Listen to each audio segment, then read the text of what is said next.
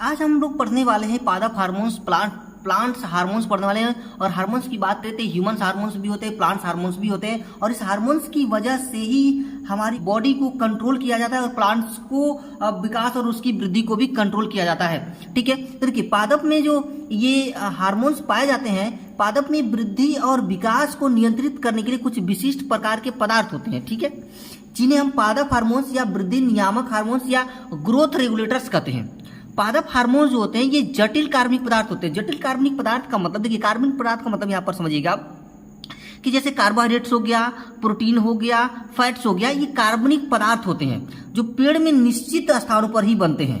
हर जगह, प्लांट के हर जगह नहीं बनते, जैसे कि कुछ निश्चित स्थान पर, जैसे टॉप पर प्लांट के, उसकी जड़ों में, उसकी तनों पर यही बनते हैं। बाकी जो बीज का हिस्सा होता है जिसको हम काष्ठीय बोलते हैं, वहां पर नहीं बनते हैं। ठीक है, इसमें और ये संवहन ऊतकों द्वारा शरीर के विभिन्न भागों में संचित होकर वृद्धि को नियंत्रित करते हैं। यहाँ कभी एक शब्द आता है संवहन ऊतक। तो ये संवहन ऊतक क्या होता है? तो संवहन ऊतक का मतलब यहाँ पर होता है कि यानी कुछ अस्थायी जो ऊतक होते हैं वो कुछ जटिल प्रकार के होते हैं। ठीक है, और यह ऊतक एक से अधिक प्रकार की कोशिकाओं से मिलकर के बने होते हैं तथा ये कोशिकाओं में मिलकर के एक इकाई की तरह काम करते हैं, जैसे कि जाइलम और फ्लोएम। तो ये जाइलम और जो फ्लोएम होते हैं संवहन ऊतक होते हैं। ये प्लांट में नीचे से मिनरल्स और वाटर्स को लेकर के जाते हैं, प्लांट के पत्तों में दे देते हैं, पत्तों में भोजन तैयार होता है, फिर वहां से सूर्य के प्रकाश की उपस्थिति में फिर जब वहां से तैयार हो जाता है फिर वो नीचे पहुंचा दिया जाता है, पूरे प्लांट के हर हिस्से में पहुंचा दिया जाता है। जो भी हार्मोन्स वगैरह बनते हैं वो प्लांट के हर हिस्सों में पहुंचाने का काम कौन करता है? फ्लोएम करता है। ठीक है,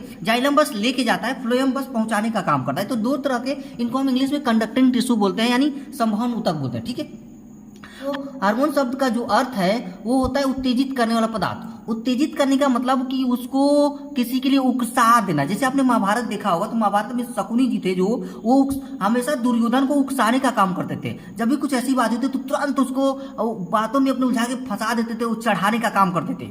तो एक उत्तेजक हार्मोन्स की तरह काम करते थे और वो बेचारा दुर्योधन फिर उलझ जाता था बातों में और आकर के फिर लड़ाई लेने लगता था।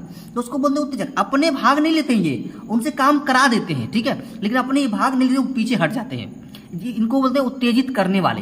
जैसे देखिए झगड़ा जब होता है ना तो दो चोर लोग आते हैं, मारते हैं, मार मार मार और चढ़ा देते हैं और खुद वो पीछे हट जाते हैं। अब बेचारा अगला लड़ने वाला फंस जाता है। ठीक है, तो उत्तेजित करने वाले पदार्थ को हम बोलते हैं हार्मोन्स का अर्थ होता है। ठीक है, हार्मोन शब्द का प्रयोग जो है सबसे पहले किसने किया था?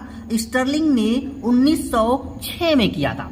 ठीक है, और पादप मुख्यतः विभज्योतक कोशिकाओं और नई उगती पत्तियों और फलों में ही बनते हैं। अब बात आती है यहाँ पर एक और कि तो ये विभज्योतक कोशिका क्या होती है?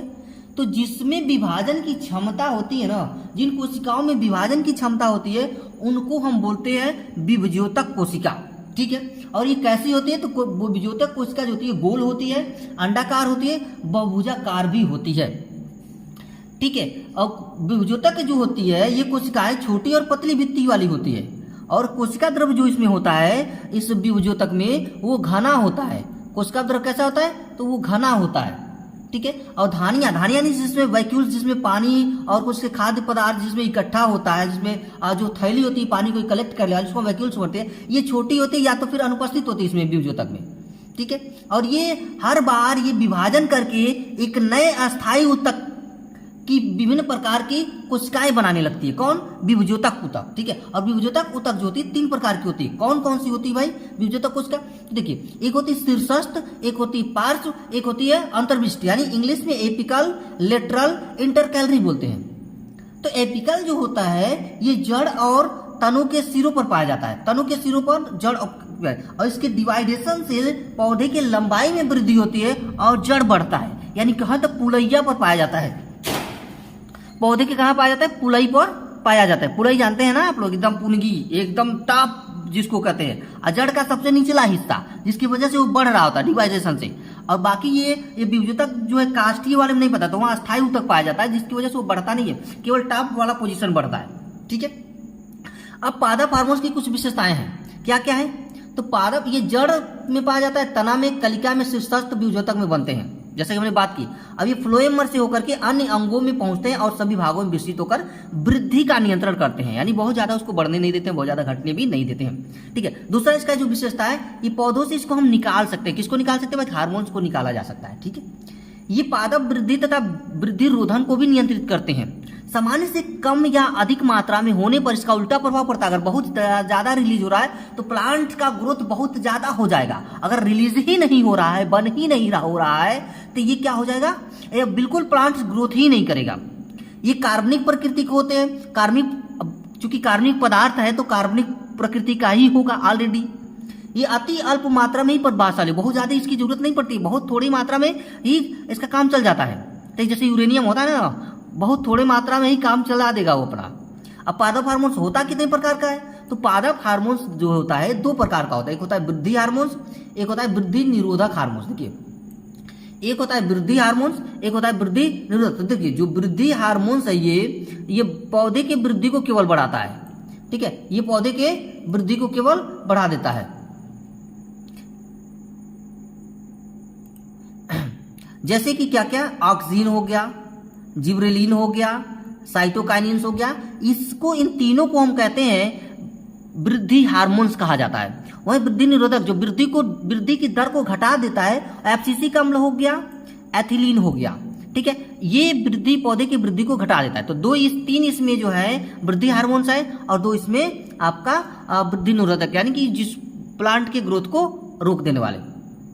अब इसमें हम लोग सबसे पहले पढ़ते हैं वृद्धि हार्मोन्स को, यानी ऑक्सीन को। ठीक है, देखिए ऑक्सीन जो होता है, इसमें ऑक्सीन, इसकी खोज सबसे पहले कोगल और हैगन स्मिथ 1931 ने मनुष्य के मूत्र से क्रिस्टलीय पदार्थ को पृथक किया। जब इस पदार्थ को शिरोच्छेदित प्रांकोंचोल केंद्रित रूप से डाला गया तो पाया गया कि वे वक्रट के लिए उत्तरदायी है इस पदार्थ, इसलिए इसका नाम जो है ना ऑक्सीन ए रख दिया गया। देखिए, इसका नाम क्या रख दिया गया? ऑक्सीन ए रखा गया। इसका अणु सूत्र जो दिया गया C18H32 और O6 रखा गया। ठीक है, और यह किस तरह का पदार्थ था? तो एक क्रिस्टलीय पदार्थ होता है।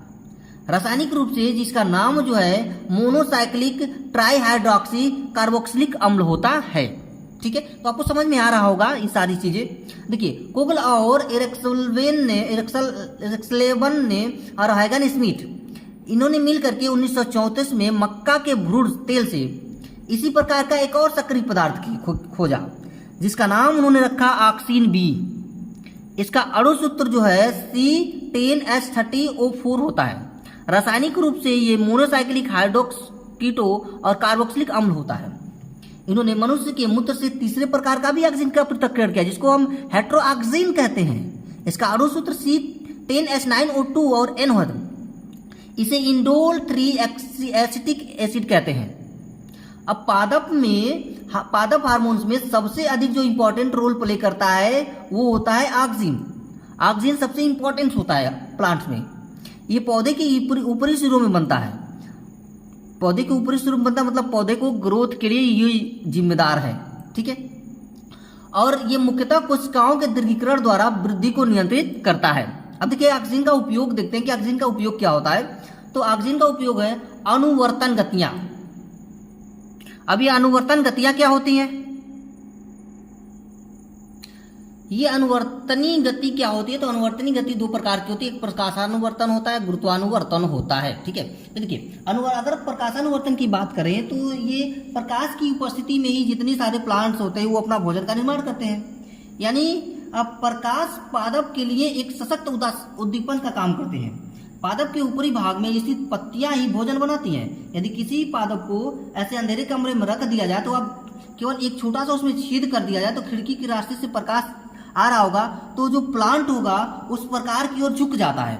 उस प्रकाश की ओर क्या होता है? झुक जाता है, जिसको हम कहते हैं प्रकाशानुवर्तन। यानी जो आपने सूर्यमुखी का पौधा देखा होगा कि जिधर जिधर सूर्य जाता है उसका फ्लावर जो है उधर उधर ही जाता है, जिसको हम बोलेंगे प्रकाशानुवर्तन। प्रकाश के अनुसार गति करना प्रकाशानुवर्तन। और जो गुरुत्वाकर्षण के अनुसार गति करेगा उसको गुरुत्वानुवर्तन। यानी जो प्लांट की जड़ें हैं, प्लांट की जड़ें वो सदा नीचे की ओर ही वृद्धि करती हैं, यानी कि पृथ्वी की ओर ही वृद्धि करती हैं। ठीक है, पृथ्वी की ओर ही वृद्धि करती है, यानी पृथ्वी से नीचे चली जाती हैं। तो इसको बोलते हैं गुरुत्वानुवर्तन, क्योंकि वो गुरुत्व के अनुसार गति करती है। ठीक है, अब देखिए दूसरा है इसमें, इसका उपयोग में शीर्ष प्रभाविकता। तो ये पार्श्व कलिकाओं को अगर वृद्धि को रोकते हैं, शीर्ष कलिका को हटाने पर पार्श्व कलिकाओं में परिवर्तन शुरू हो जाता है। अगर शीर्ष वाले टॉप को कलिका को हम काट दे, हटा दे, तो जो उसके पार्श्व कलिका है उसमें परावर्तन होना शुरू हो जाता है। यानी इसी कारण आपने माली को देखा होगा कि बार बार ऊपर की प्लांट की छटाई करता रहता है, जिससे नीचे का प्लांट जो होता है ना वो एकदम सघन हो जाता है, गठीन हो जाता है जिसमें, ठीक है, नीचे कलियां नीचे निकलने लगती होगी, कंछा फेंकने लगता है वो। कायिक जनन की अगर बात करें इसमें, तो बहुत से ऐसे पौधे होते हैं जैसे गुलाब, इसमें तो बीज नहीं लगता है, तो गुलाब को क्या किया, डंठी को काट करके पुनः उसके पौधे को गाड़ दिया जाता है जमीन में। तो जब गाड़ दिया जाता है तो उसमें एक नया पौधा बनता है। तो गाड़ते समय अगर ऑक्सीजन का लेप हम उस पर लगा देते हैं तो जड़ें जो है उसका शीघ्र निकल जाती है। उसकी ऑक्सीजन अगर लगाते हैं ना, देखिए ऑक्सीजन अगर उसके लगाते हैं तो जड़ें उसकी शीघ्र ही निकल आती हैं। चौथा है फलों के विगलन को रोकना। अगर प्लांट्स पर फल नहीं रुक रहे हैं और फल पेड़ ऊपर से गिर जा रहे हैं, लगते ही नहीं है, तो उसको छिड़कने से जो फल होंगे वो रुक जाएंगे। ऑक्सीजन के छिड़काव से फल पेड़ों से नीचे नहीं गिरेंगे, ठीक है। इसी वजह से देखा होगा आपने, माली जो होता है, माली या फिर जो भी पेड़ पर, जैसे आम का सीजन जब आता है, जब बौर लगता है तो उसके ऊपर तुरंत ही दवाओं का छिड़काव देता है। वो ऑक्सीजन रहता है जो बौर को गिरने नहीं देता है और आम को भी गिरने नहीं देता, वो रोक के रखता है, ठीक है। अगला कह रहा है कि अनिषेक फलन द्वारा फल निर्माण। कुछ ऑक्सीजन के उपयोग बीज रहित फलों का भी निर्माण करने के काम में आता है। जैसे कि किसके काम में आता है, तो नींबू हो गया, संतरा हो गया, अंगूर हो गया, ठीक है। अब देखिए ऊतक व अंगों के अभिनन में ऑक्सीजन तनों, जड़ों और फलों के विवर्धन में भी काम करता है। अपतृणनाशी ऑक्सीजन के छिड़काव से खेतों में जो खरपतवार होते हैं, घास फूस जितने होते हैं, सवई, डौरा, मोथा, ये पता नहीं कौन कौन सी घासें ऐसे होती है, वो सारे के सारे क्या होती है, नष्ट हो जाती हैं। ये पुष्पन में, यानी पुष्पन का मतलब कि फूलों के खिलने में भी ये सहायक होता है, ठीक है। अब देखिए ऑक्सीजन के कुछ एग्जाम्पल देखते हैं। तो जैसे पहला एग्जाम्पल है इसमें इंडोल एसिटिक एसिड, दूसरा एग्जाम्पल है इंडोल ब्यूटेरिक अम्ल, तीसरा इंडोल 3 पायरुविक एसिड और चौथा naphthalene acetic acid 2,4 dichlorophenoxy acetic acid, ठीक है। तो मुझे उम्मीद है कि आज की क्लास आपको समझ में आई होगी। तो अगर आपको समझ में आई होगी तो बहुत ही अच्छी बात है। अगली क्लास में हम लोग पढ़ेंगे जिब्रेलिन के बारे में पढ़ेंगे, और साइटोकाइनिन है, एब्सिसिक अम्ल है, फिर एथिलीन है, फिर पुष्पन हार्मोन्स है, ठीक है। ये सभी चीजें हम लोग पढ़ने वाले हैं अगली क्लास में। तो आज के लिए इतना ही, मिलते हैं फिर हम लोग नेक्स्ट वीडियो में, क्योंकि अभी हमको ह्यूमन्स हार्मोन्स भी पढ़ाना है, ठीक है। तो काफ़ी सारी चीज़ें हम लोग डिस्कस करने वाले हैं अगली वीडियो में। तो चलिए आज के लिए इतना है, मिलते हैं फिर हम लोग नेक्स्ट वीडियो में। और वीडियो पसंद आई हो तो आप हमारे चैनल को लाइक, शेयर और सब्सक्राइब करना बिल्कुल ना भूलिएगा।